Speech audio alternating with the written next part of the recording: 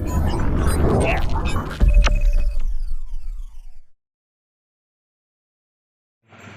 जो कठिनाई हुई हो उसके लिए क्षमा चाहता हूँ। और ये कार्यकर्ताओं का प्यार भी है, इसी प्यार के लिए हम जैसे नेता हम लोग मरते भी इसी प्यार के लिए हैं। तो उसके लिए जो कठिनाई हुई है,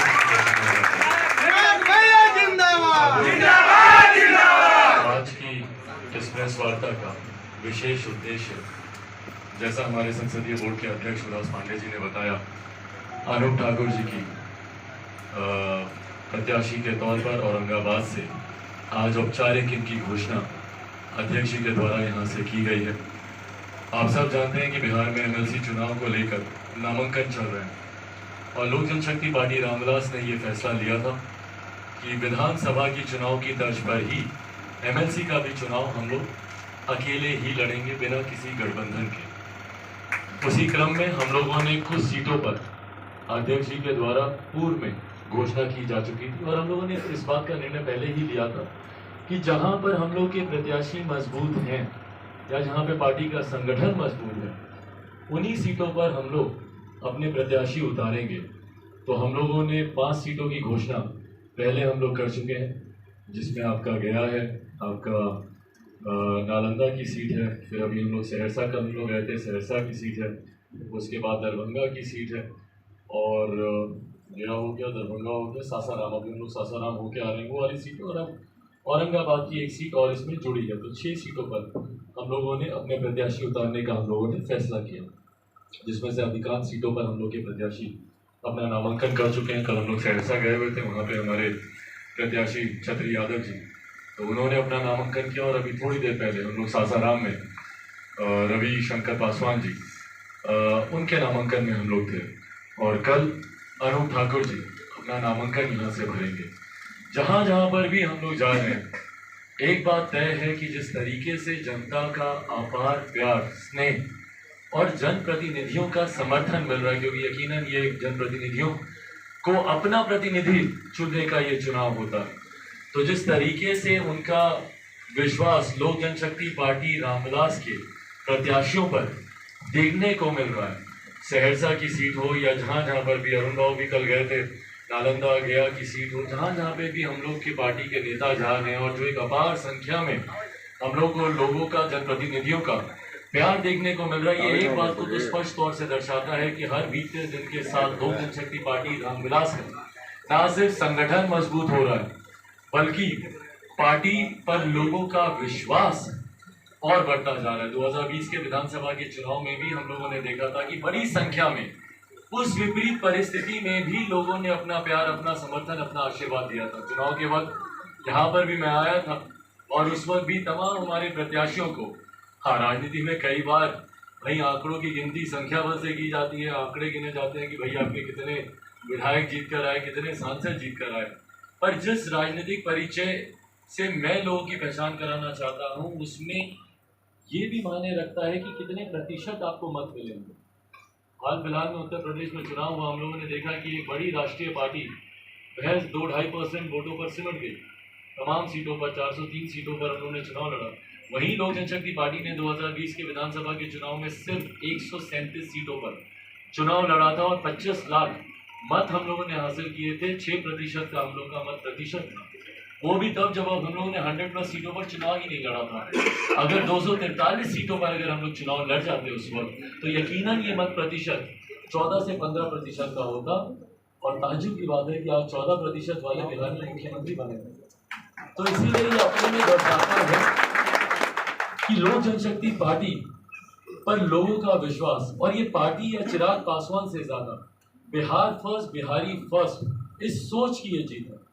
बिहार फर्स्ट, बिहारी फर्स्ट को जिस तरीके से जनता ने अपनाया है और जिस तरीके से जनता, जितना ये विजन डॉक्यूमेंट जनता के सामने आ रहा है, भाई आज की तारीख में लोग कहते हैं, हकीकत भी है, कई लोग समझते हैं कि शायद मेरी मुख्यमंत्री जी से कोई व्यक्तिगत लड़ाई है, मेरी उससे कोई लड़ाई नहीं।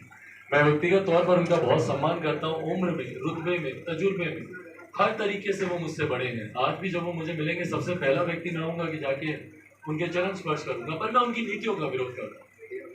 हमेशा मैंने किया है, मैं करता हूं। मैं नहीं मानता भैया कि सात निश्चय से बिहार का विकास हो सकता है। मैं नहीं मानता कि नली गली बनाने से नल जल, ये तो आपको करना ही करना है भैया। ये तो मूलभूत जरूरतें हैं। पर उन समस्याओं का क्या जो कि पहाड़ की तरह आपके सामने खड़ी है।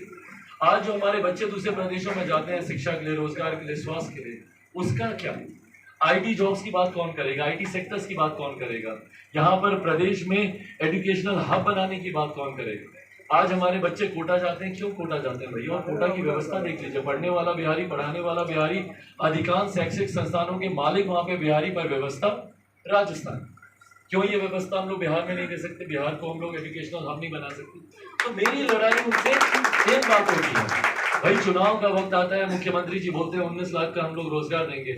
यहाँ पर मैं दावे के साथ कहता हूँ, चैलेंज करके कहता हूँ, अगर 19 लड़कों को भी खड़ा कर दे यहाँ पे, या लड़कियों को, कि इनको हम लोगों ने पिछले 1.5 साल 2 साल, जब से आपकी सरकार है 1.5 साल में इनको हमने रोजगार दिया, तो आप जो हारने के लिए कहेंगे मैं तैयार। तो आप बात करते हैं रोजगार की, पर रोजगार का सृजन कैसे हो, उसके लिए आपने क्या व्यवस्थाएं की है?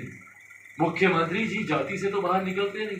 आज तक मैंने कभी नहीं देखा कि उन्होंने, जैसे गुजरात में होता है वाइब्रेंट गुजरात, मध्य प्रदेश में होता है, कभी कोई इन्वेस्टर समिट किया हो, निवेशकों को बुलाया हो कि आप आइए हमारे प्रदेश में निवेश कीजिए, सिंगल विंडो क्लियरेंस दियो, कभी नहीं। सुनेंगे तो बस जातियों में कैसे हम लोग को बांटा जाए, हम लोग को और तोड़ा जाए। दलित है तो उसको महादलित करो, पिछड़ा है तो उसको अति पिछड़ा करो, अगड़ा पिछड़ा, हिंदू मुस्लिम, सिर्फ जाति धर्म में बांटने से प्रदेश का विकास नहीं हो सकता। और यही कारण है कि नीति आयोग की रिपोर्ट हम लोग को फिसड्डी बोलती है। आज़ादी के 75 साल के बाद आज भी हम लोग मूलभूत जरूरतों के अभाव से हम लोग जूझ रहे।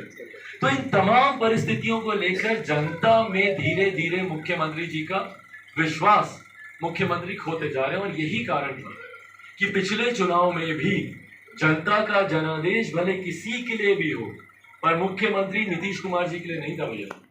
उनके मुख्यमंत्री बनने के लिए ये जनादेश नहीं था। अगर उनके लिए ये जनादेश होता तो आज वो तीसरे नंबर की पार्टी नहीं होते, आधे से ज्यादा प्रत्याशी उनके चुनाव नहीं हारे होते। आज भले वो किसी के आशीर्वाद पर, किसी की कृपा पर भले वो मुख्यमंत्री बने हुए, पर हकीकत है कि बिहार की जनता उनको मुख्यमंत्री के तौर पर कभी नहीं देती। और ये चुनाव, एमएलसी का ये चुनाव, आगामी मध्यवर्ती चुनाव हो या 2025 में अगर सही समय पे होते, मैं नहीं मानता सही समय पे होंगे, मैं मानता हूँ कि मध्यवर्ती चुनाव होंगे, क्योंकि विरोधाभास खुल के दिखता है। दोनों सरकार के जो मुख्य प्रमुख घटक दल हैं, भारतीय जनता पार्टी हो या जनता दल यूनाइटेड हो, भाई मुख्यमंत्री ने कौन सी नीति का विरोध नहीं किया है? केंद्र सरकार भारतीय जनता पार्टी की पेगासस पे जांच की मांग करते हैं, सृजन घोटाले पे खामोश रहते हैं, उस पर जांच हो नहीं। बात करते हैं भैया जातीय जनगणना की, तो भैया आप मुख्यमंत्री के, प्रधानमंत्री के पास तमाम विपक्षी दलों को लेकर गए थे, भारतीय जनता पार्टी का आपको रुख नहीं पता इसमें क्या था? तो जो विरोधाभास, जातीय जनसंख्या नियंत्रण कानून, और अब एक नया झुंझुना, विशेष राज्य का दर्जा, विशेष राज्य का दर्जा, विशेष राज्य का दर्जा। भाई जब विशेष राज्य के दर्जे के जब प्रावधानों को हटाया गया था, मुख्यमंत्रियों की जब बैठक हो रही थी, तो उस वक्त क्यों नहीं थे आप?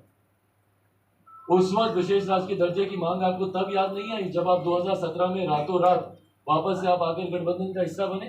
उस वक्त आपने क्यों नहीं शर्त रखी कि भैया आप विशेष राज्य का दर्जा नहीं देंगे तो हम सरकार का हिस्सा नहीं बनेंगे? 2017 में जाते दोबारा जनादेश लेकर आते, क्यों नहीं 2019 के चुनाव से पहले आपने ये शर्त रखी थी कि भैया अगर केंद्र सरकार विशेष राज्य का दर्जा नहीं देगी तो हम इस सरकार का समर्थन नहीं करेंगे?